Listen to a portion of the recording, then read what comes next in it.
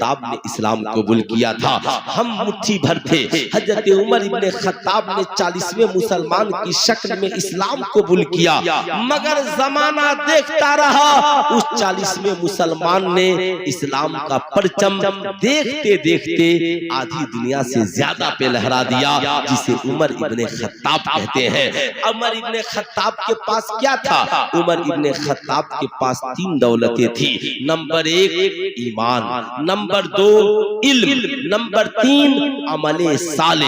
अब याद रखिएगा, ये 3 चीजें हर मुसलमान की जिंदगी में, हर कामयाब इंसान की जिंदगी में जरूरी है। ईमान के एतबार से मजबूत हो, इल्म के एतबार से मजबूत हो, अमल के एतबार से मजबूत हो, ये 3 मजबूती उसकी जिंदगी में आ जाए।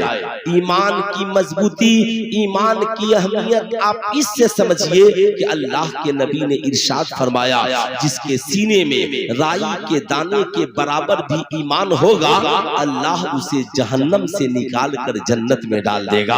अब आपको बात समझ में आ गई कि ईमान किस कदर कीमती शय है, ईमान किस कदर जरूरी है। आपको यकीन नहीं तो कभी ईमान पे सर्वे करके देखिए।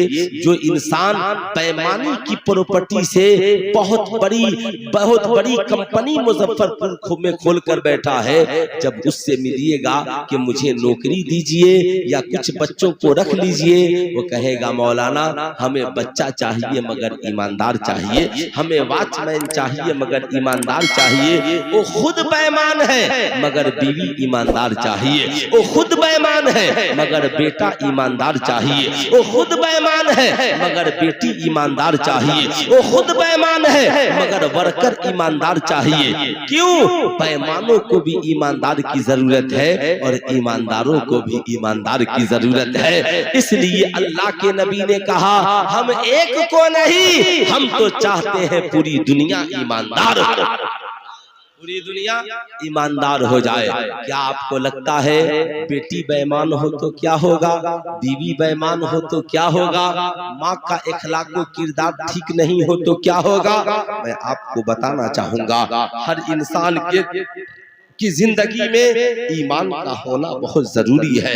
कुरान ने इसी वजह से कहा, या अय्युहल्लज़ीना आमनुत्तकुल्लाह व कूनू मअस्सादिकीन, ऐ ईमान वालो अल्लाह से डरो और सच्चों के साथ हो जाओ, यानी वलियों के साथ हो जाओ। हम अल्लाह के मुकद्दस वली की बारगाह में सिर्फ इसलिए हाजिर हैं कि ये अल्लाह के वली थे, इनका किरदार अच्छा था, इनका कैरेक्टर अच्छा था, इनकी तहरीक अच्छी थी, इनका सिलसिला अच्छा था, इनका इखलाकी मरहला अच्छा था।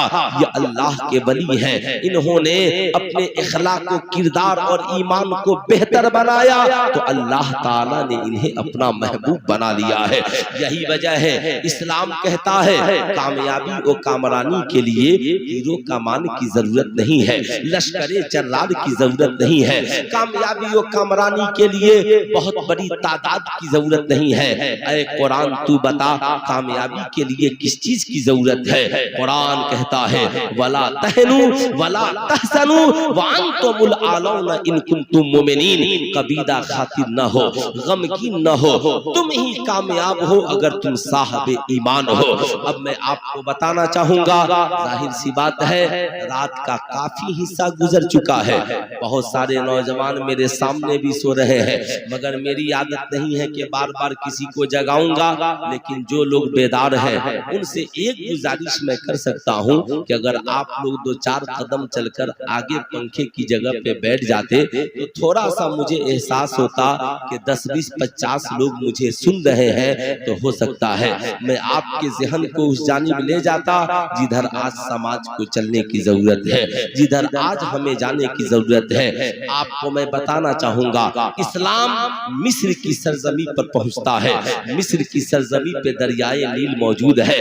आपको मैं याद दिलाना चाहूंगा, अमर इब्ने आस उस वक्त वहां पे मिस्र के गवर्नर बनकर के मौजूद हैं। मिस्र में एक दरिया है जिसका नाम है साहब दरियाए सावा या दरियाए नील। दरियाए नील का दस्तूर था, हर साल दरियाए नील का पानी सूख जाता और पानी जारी होने के लिए एक खूबसूरत लड़की को सजा संवार कर दरियाए नील में लाकर कत्ल कर दिया जाता, जिसे हिंदू बलिदान कहते हैं, मुसलमान कुर्बानी कहते हैं, यानी कत्ल कर दिया जाता। हम तो कुर्बानी रब की रज़ा के लिए होती है, मगर हम इसे कुर्बानी नहीं कर सकते। एक औरत को कत्ल कर दिया जाता। जब इस्लाम वहां पर पहुंचा, इस्लामी हुकूमत का नेफाज हुआ, दरियाए नील खुश्क हो गया। लोग वहां से आए और आकर के अमर इब्ने आस से उन्होंने कहा, ऐ अमर इब्ने आस, आप एक लड़की का इंतजाम करें जो बड़ी खूबसूरत हो और हमारे कबीले की हो, मिस्र की हो, और उसे सजा संवार कर दरियाए नील में कत्ल कर दिया जाए। हजरत अमर इब्ने आस ने कहा, आप भूल रहे हो, अब आप मिस्री बाद में हो, मुसलमान पहले हो। आप याद रखिएगा क्या ज़हन दिया, हम हिंदुस्तानी बाद में, मुसलमान पहले। कोई पाकिस्तानी, अफगानी, चाइनीज बाद में, हम मुसलमान पहले। क्यों? आप मुसलमान हैं। कहा मतलब? कहा अगर मुसलमान हैं तो किसी की बहू बेटी को कत्ल करने की आपको इजाजत नहीं। किसी की बहू बेटी को कत्ल करने की आपको इजाजत नहीं है। आप मुसलमान हैं। मुसलमान किसे कहा जाता है? मुसलमान की परिभाषा क्या है? अल्लाह के नबी ने इरशाद फरमाया, अल मुस्लिमो मन सलिमल मुस्लिमून बिलिसानिही व यदिही। मुसलमान वो है जिसके हाथ और जबान से दूसरे मुसलमान महफूज रहे। ऐ मिस्र के लोगों, अमर इब्ने आस तुम्हारे कहने पर किसी औरत की बलि या औरत को ले जाकर दरियाए नील में कत्ल नहीं कर सकता। इस्लाम इस बात की इजाजत नहीं देता। रही बात कि पानी का खत्म हो जाना, तो मैं खलीफतुल मुस्लिमीन उमर इब्ने खत्ताब को खत लिखता हूँ। उधर से जो प्रोटोकॉल आएगा, जो हुक्मनामा आएगा, उस पे अमल किया जाएगा। खत लिखा, मिस्र के हालात और दरियाए नील के हालात से उमर इब्ने खत्ताब को वाकिफ कराया गया। उमर इब्ने खत्ताब मदीने की सरजमी से अमर इब्ने आस के खत का जवाब लिखते हैं। तो एक खत अमर इब्ने आस को लिखते हैं और एक खत दरियाए नील को लिखते हैं। दुनिया में आपने ऐसा कोई हुक्मरा देखा है जो दरिया को खत लिखता हो, जो साहब दरिया को खत लिख दे, जो खड़ा हो तो वहीं से मकामे नेहावंद पे हजरत सारिया को आवाज दे दे? ऐसा हुक्मरा आपने देखा है जो चले तो जिसके रोबे दबदबे को देखकर शराबी नौजवान बगल में शराब की बोतल लिया हो तो उसके खौफ को देख करके तौबा कर ले, और ऐसी तौबा कि उसकी वजह से उसका शराब सिरका बन जाए। ऐसा जिसे देखकर शैतान रास्ता बदल ले। हाँ हाँ, उसी नबी के चहीते सहाबी को उमर इब्ने खत्ताब कहते हैं।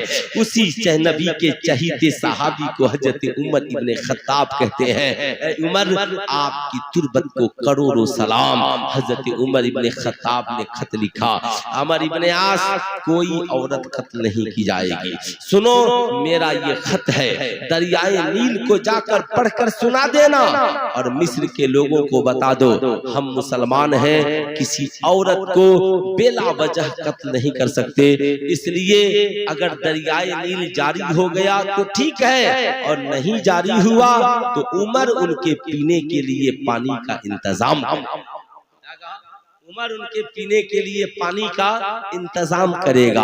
अब याद रखिएगा, किसी आज हम जहां पर जीवित और जिंदा हैं, यहाँ पर दो हजरत उमर इब्ने खत्ताब ने लोगों को ये ज़हन दिया कि किसी को कत्ल करके इस कुर्सी को हासिल करने की जरूरत नहीं है, किसी को कत्ल करके पानी लेने की जरूरत नहीं है, किसी को कत्ल कराकर जमीनों जायदाद हथियाने की जरूरत नहीं है, बल्कि इस्लाम कहता है कत्ल जिसका किया, अगर लोग किसी को बेला वजह कत्ल कर रहे हैं तो उनकी हिफाजत करना हमारी पहली जिम्मेदारी है।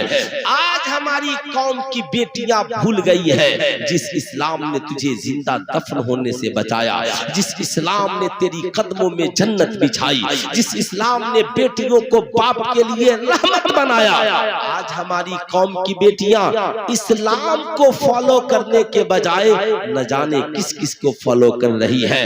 पहले गौर से मेरी बात सुनिए, फिर मैं उस टॉपिक पे गुफ्तगू करूंगा। हजरत उमर इब्ने खत्ताब का खत लेकर कासिद पहुंचता है, मिस्र वाले मौजूद हैं। हजरत अमर इब्ने आस ने उमर का खत जो मिस्र वालों के नाम आया था सुनाया। ऐ मिस्र वालों, उमर ने तुझे सलाम कहा है और कहा है कि सुनो उमर, सुनो, हम किसी औरत को बेला वजह कत्ल नहीं कर सकते। अगर दरियाए नील से पानी जारी हो गया तो सुभान अल्लाह, नहीं जारी होगा तो उमर तुम्हारे लिए पानी पीने का इंतजाम करेगा। अमर इब्ने आस, मेरा जो खत दूसरा है इसे जाकर दरियाए नील को पढ़कर सुना दे। अगर आज का कोई इंसान होता तो कहता मौलाना दरिया के अंदर सुनने की सलाहियत है, पानी के अंदर सुनने की सलाहियत है, तो मैं कहूंगा पानी तो अजमेर में भी सुन लिया करता, सुनाने वाले की सलाहियत होनी चाहिए। पानी तो अजमेर में भी सुन लेता है, सुनाने वाले की सलाहियत होनी चाहिए। साहब, नबी की आवाज तो दरख्त भी सुन लेता है मगर सुनाने वाले के अंदर सलाहियत होनी चाहिए। साहब, नबी करीम सल्लल्लाहु अलैहि वसल्लम की आवाज तो पत्थर भी सुन लेते हैं मगर सुनाने वाले के अंदर सलाहियत होनी चाहिए। आज का इंसान कहता मौलाना लोग मेरी बात सुनते नहीं है, आपके अंदर बात सुनाने की सलाहियत होनी चाहिए। इंशाअल्लाह पत्थर भी सुनने के लिए तैयार हो जाएगा। सरकारे सिरकाही की बातें मूरतें सुन सकती हैं। साहब, हजरत मखदूम अशरफ की आवाज पे एक मूरत लब्बैक कह सकता है। हजरत उमर इब्ने खत्ताब को देखकर शैतान रास्ता बदल सकता है, तो क्या हमारे किरदार को देखकर एक इंसान अपना रास्ता नहीं बदल सकता है? मैं कहता हूँ हमें अपने किरदार को बेहतर बनाना होगा। मिस्र के लोगों ने कहा ये कैसा बादशाह है, अब तक जितने बादशाह मिस्र में आए हर साल एक औरत को ले जाकर दरियाए नील में कत्ल करते हैं। उमर ने कहा था वो काफिरों की बादशाहत थी, वो यहूदियों की बादशाहत थी, वो नसारा की बादशाहत थी जिन्होंने बेला वजह औरतों को कत्ल किया। ये इस्लामी बादशाहत है जहां औरतों को कत्ल नहीं किया जाता।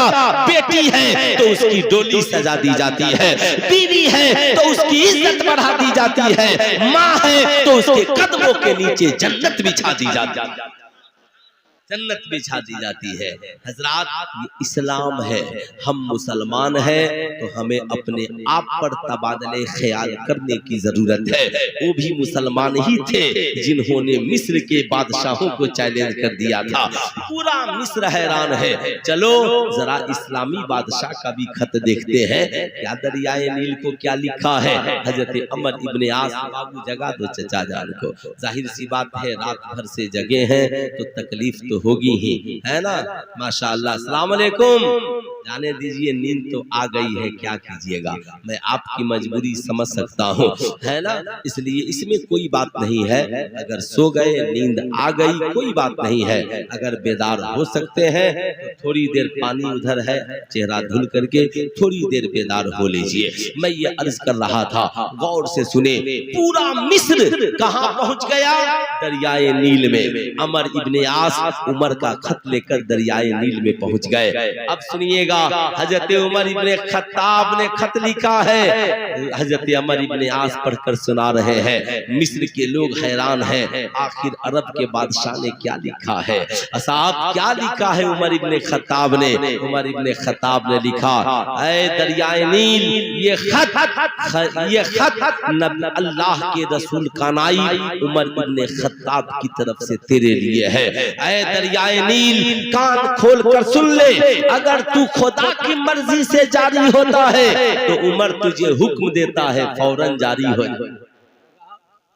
ऐ दरियाए नील, अगर तू खुदा की मर्जी से बहता है, जारी होता है, तो उमर तुझे हुक्म देता है जारी हो जा।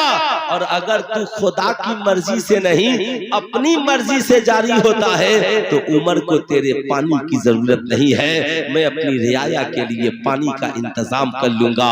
उमर के ये वो जुमले थे जिसने दरियाए नील को हिलने पे मजबूर कर दिया। उमर के ये वो जुमले थे कि दरियाए नील का पानी उबाल ला पड़ा। दरियाए नील ने भी यही बज़बाने हाल कहा था, उमर मैं अपनी मर्जी से नहीं, इस पृथ्वी पर इस जमीन पर तो खुदा की मर्जी के बगैर एक पत्ता नहीं हिलता। ऐ उमर, अगर तू खुदा के नाम पे मुझे जारी होने कर कहता है, तो तू भी खुदा की मर्जी से हुकूमत कर रहा है, और दरियाए नील भी खुदा की मर्जी से जारी होना जानता है। इधर उमर की तहरीर पड़ी है, उधर दरियाए नील में फिर से रवानी आ गई, रवानी आ गई है। ऐसी रवानी कि आज तक दरियाए नील का पानी फिर खुश्क नहीं हुआ, सूखा नहीं है। मिस्र के लोग हैरान हो गए, नारे तकबीर की सदा बुलंद हुई, कहा हमें बादशाह वो नहीं चाहिए जिसकी आवाज रियाया नहीं सुनती है, हमें बादशाह चाहिए तो उमर इब्ने खत्ताब की तरह चाहिए। जब बोले तो जमीन के ऊपर आवाम सुने, और खत लिख दे तो दरियाए नील भी सुनता हुआ, दरियाए नील भी सुनता हुआ नजर आया। ये सब क्या था? उनकी ज़बानें पाकीज़ा थी, उनकी नीयत में खुलूस था, उनकी जिंदगी पाकीज़ा थी। जब ज़बान पाकीज़ा हो, जो बोलेंगे खुदा कर देगा। साहब जो कहेंगे, अब जब दिल से जो बात निकलती है असर रखती है, पर नहीं ताकत परवाज मगर रखती है। क्या आपको ऐसा नहीं लगता जिस उमर ने मिस्र की करोड़ों बेटियों की जिंदगी बचाई हो, क्या अब भी बेटियां ये कहेंगी कि इस्लाम औरतों पे जुल्म करता है? मैं कहूंगा नहीं। ऐ मेरी कौम की बेटियों, याद रखना, जिंदगी में हर शख्स का ईमानदार होना जरूरी है। मर्द हो तो भी ईमानदार हो, औरत हो तो भी ईमानदार हो। एक नौजवान रसूलुल्लाह की बारगाह में हाजिर आया, आला हजरत इस्माक को अल-मलफूज शरीफ में लिखा, अर्ज गुजार होता है, या रसूलल्लाह मुझे फला लड़की के साथ जना की इजाजत चाहिए।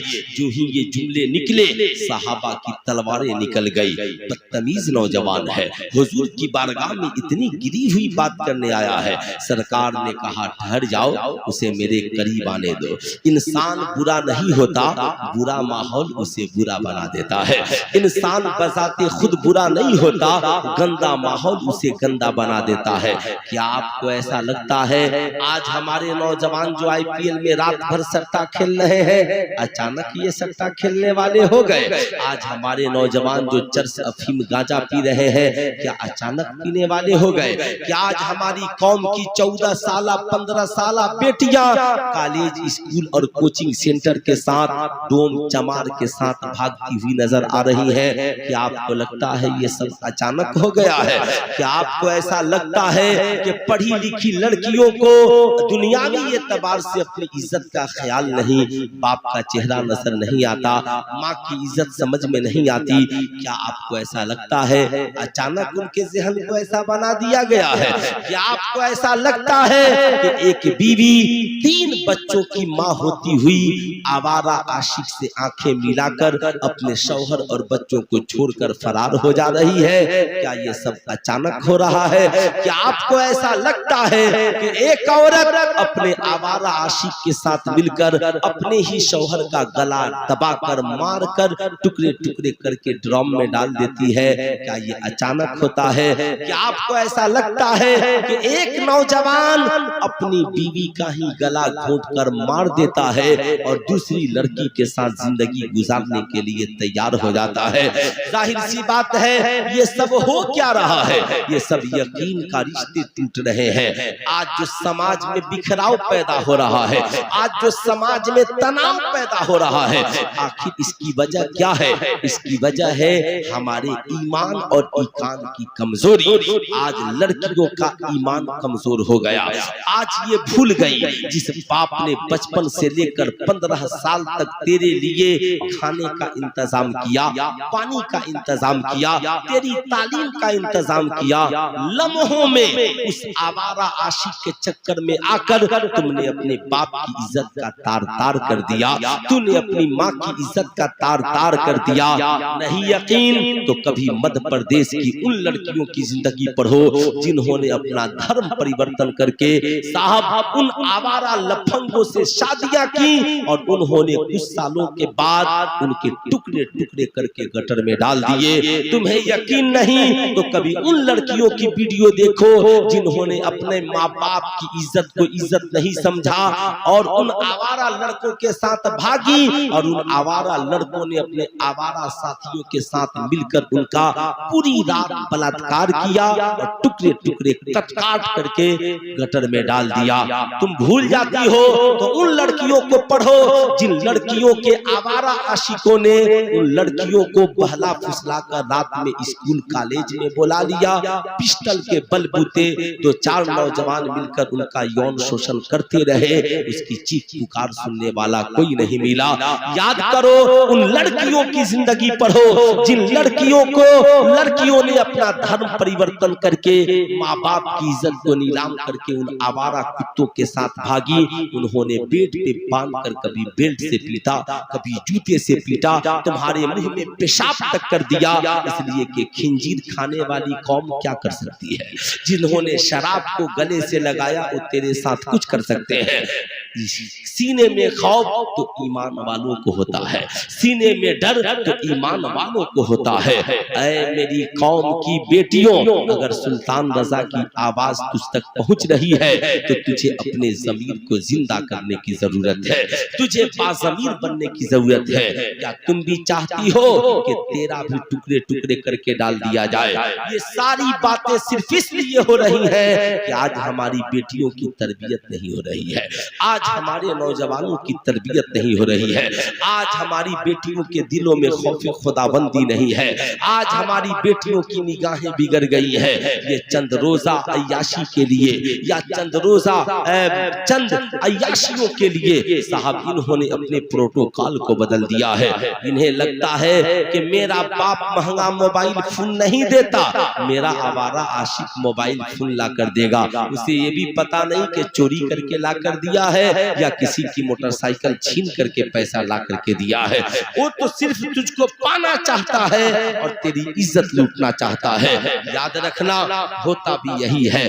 लेकिन मैं आपसे भी कहना चाहूंगा, जब बेटियां जवान हो तो उनसे महवे गुफ्तगू होइए, उनसे बात कीजिए। ये बेटी बचपन से लेकर जवानी तक मैंने हर लम्हा तेरा ख्याल किया है। ये बेटी अब तू जिंदगी के उस मोड़ पर है जहां हर लम्हा तेरे बाप की इज्जत तेरे कदमों में पड़ी है, तेरी माँ की इज्जत तेरे कदमों में पड़ी है। ये बेटी ए मेरी बेटी, जरा दिन भर में एक बार अपने बाप की इज्जत वाले चेहरे की तरफ भी देख लेना, एक बार अपनी माँ की इज्जत वाले चेहरे की तरफ भी देख लेना। आज हमारी कौम की बेटियां ये भूल रही है मेरे बाप की कुर्बानी मेरे लिए कितनी है, मेरी माँ की कुर्बानी मेरे लिए कितनी है। आज उनका ज़हन आवारा हो गया। वो साहब महंगी गाड़ियां, लग्जरी लाइफ के लिए जैसे हॉलीवुड और बॉलीवुड की एक्टरों ने अपनी इज्जत का सौदा कर दिया। आपको यकीन नहीं तो आप उन औरतों की जिंदगी पढ़िए जिन्होंने स्पोर्ट्स की दुनिया में कदम रखा है, हॉलीवुड और बॉलीवुड में कदम रखा है। अब तो मुसीबत ये है कि साहब सरकारी महकमे में इज्जत तो आबरू लूटने की हुर मची हुई है। इसलिए मैं आपसे कहूंगा, खुद को भी सुरक्षित कीजिए, अपनी बहू बेटियों को भी सुरक्षित कीजिए। बहुत बड़ी दौलत की जरूरत नहीं है, मगर इज्जत की जरूरत हर मुसलमान को है, हर इंसान को इज्जत व वकार की जिंदगी चाहिए। याद रखिएगा ऐ मेरी कौम की बेटियों, अगर कल तक नहीं सुनती थी तो मेरी आवाज तुझ तक पहुंच रही है, तो मैं जो 5-10 मिनट बोलूंगा इसे गौर से सुनना। हजरत मूसा अलैहिस्सलाम की कौम में एक औरत है साहब, बड़ी पाकीज़ा और नेक औरत। गरीबी ने घर में कदम रखा, शौहर बीमार पड़ गया साहब, घर में राशन खाना सब खत्म हो गया, शौहर बीमार पड़ा है, हफ्ते दिन से घर में चूल्हा नहीं जला है। वो औरत बहुत परेशान होकर एक ताजिर के पास पहुंचती है।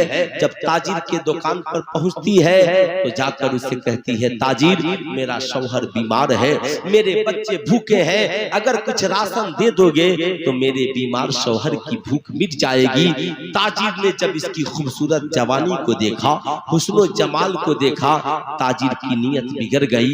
ताजिर ने कहा, ए औरत, मैं सारी दौलत तेरे कदमों में डाल दूंगा, बस तू अपनी इज्जत मेरे कदमों में डाल दे। आज यही बात हमारी कौम की बेटियां नहीं समझ रही है। जो नौजवान तुझे 5000 का गिफ्ट कर रहा है, यूं ही नहीं कर रहा है। कोई नौजवान तुझे 10,000 का चुपके से मोबाइल दे रहा है, यूं ही नहीं दे रहा है। कोई नौजवान तुझे कोई गिफ्ट दे रहा है, समझ लेना तेरी इज्जत तो आबरू के पीछे पड़ा हुआ है।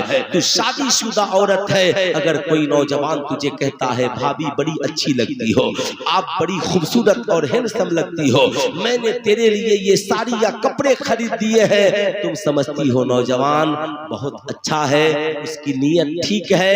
याद रखना इस नीयत में खैर नहीं है, भलाई नहीं है। तेरी जिम्मेदारी बनती है, तुझसे कहती नहीं, ऐ नौजवान तेरे गिफ्ट की जरूरत नहीं है, मेरे लिए मेरे शौहर की कमाई काफी है, मेरे लिए मेरे माँ बाप का दिया हुआ तोहफा काफी है।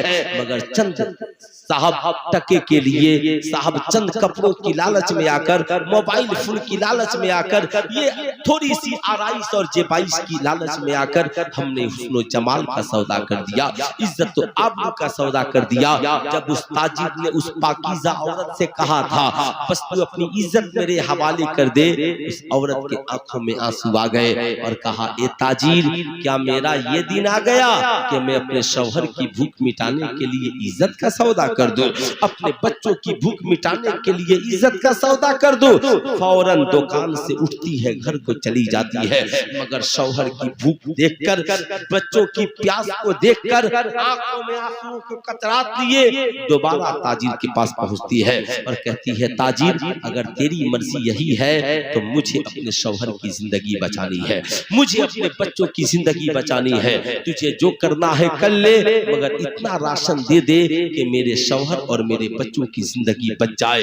और से सुनिएगा, ताजिर ने तन्हाई के मकाम पे उस औरत को लाया, मगर औरत लर्जा पर अंदाम थी, जिस्म कांप रहा था, आंखों से आंसुओं के कतरात जारी थे। ताजिर देखकर हैरान था, कहा, ए औरत, जब से मैंने गंदी निगाह तेरे ऊपर डाली है, तब से तेरा जिस्म कांप रहा है, आंखों में आंसुओं के कतरात है। मैंने बहुत सारी औरतों को देखा है, मगर तेरा जिस्म इतना क्यों कांप रहा है, तू आखिर इतना क्यों रो रही है? वो बोली, ये ताजिर, तुझे क्या पता कि एक बंदी का खुदा से रिश्ता क्या होता है? ऐ ताजिर, तुझे क्या पता इज्जत किसे कहते हैं? इज्जत लूटने वाले को इज्जत की क्या फिक्र होगी? सुन, जिस इज्जत की हिफाजत मैंने बचपन से लेकर जवानी तक की, ससुराल में आकर की, आज मेरी इज्जत तार तार होने वाली है, इज्जत की नीलामी होने वाली है, मैं इसलिए रो रही हूँ। ऐ मालिको मौला, कोई देखे या न देखे, तू मेरी बेबसी को देख रहा है, अगर तू चाह दे तो मेरी इज्जत की हिफाजत हो सकता है। ताजिर इतना सुना, उसका कलेजा दहल गया, बोला, ए औरत, तू इस गरीबी में भी खुदा को इतना याद कर रही है, तू इस गरीबी में भी खुदा को इतना याद कर रही है, तू इस गरीबी में भी खौफे खुदावंदी को इस कदर सीने में बसाई हुई है। ए औरत, अगर तेरे सीने में इतना खौफ है तो जिस खुदा ने मुझे इतना माल दिया है, उसका खौफ मेरे सीने में कितना होना चाहिए। जिस खुदा ने मुझे ये तंदुरुस्ती दी है, सब कुछ अता किया, उसका मेरे सीने में कितना खौफ होना चाहिए। ए औरत, आज तूने बता दिया कि खौफे खुदावंदी किसे कहते हैं, जा मैंने तुझे छोड़ दिया और तुझे जितनी जरूरत है मेरी दुकान से लेकर घर को चली जा, लेकिन जब मुसल्ला बिछाना, खुदा की बारगाह में गिड़गिड़ाना, तो इस ताजिर की गलतियों की माफी के लिए भी दुआएं करना।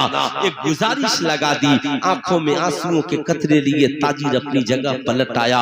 अब ज़हन में औरत का तस्वुर है कि गरीबी में खौफे खुदाबंदी कितनी है।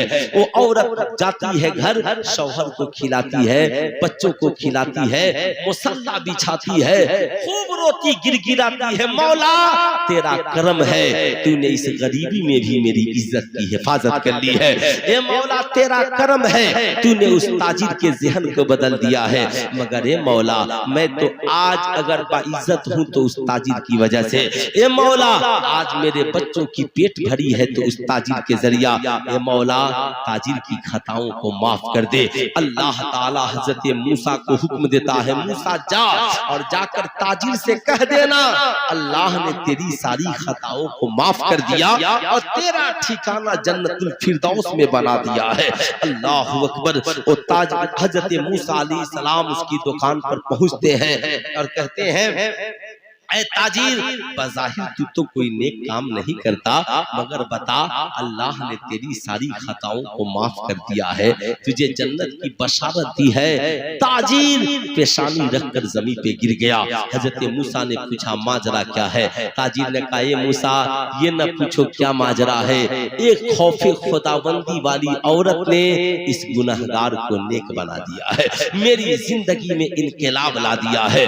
याद रखिएगा मेरी कौम की बहू बेटियों, अगर तुमने नहीं समझा तो अब समझ लो, एक औरत के सीने में खौफ खुदाबंदी का होना कितना जरूरी है। आपसे मैं पूछना चाहता हूँ, यहाँ जितने लोग बैठे हैं सबके पास कुछ न कुछ प्रॉपर्टी है, बैंक बैलेंस होंगे, गाड़ियां होंगी, आपके पास मकानात होंगे, लेकिन मैं आपसे पूछना चाहता हूँ, आपके पास करोड़ों बंगले हो, लाखों गाड़ियां हो, क्या हम कहेंगे कि इस इंसान के पास करोड़ों बंगले हैं, इसके पास बड़ी अच्छी पूंजी है, दुनिया की सबसे अच्छी पूंजी का मालिक है, इसलिए कि ये दुनिया का सबसे अमीर तरीन इंसान है? अल्लाह के नबी ने फरमाया नहीं, अच्छी गाड़ियों का होना खुशनसीबी की पहचान नहीं है, महंगे मकान का होना खुशनसीबी की पहचान नहीं है, खुशनसीबी की पहचान तो नेक बीवियों का होना है। अल्लाह के नबी ने फरमाया दुनिया की सबसे अच्छी पूंजी नेक औरत है, नेक औरत है, यानी औरत का नेक होना, औरत नेक हो, बीवी नेक, शौहर खुशनसीब है, बेटी नेक,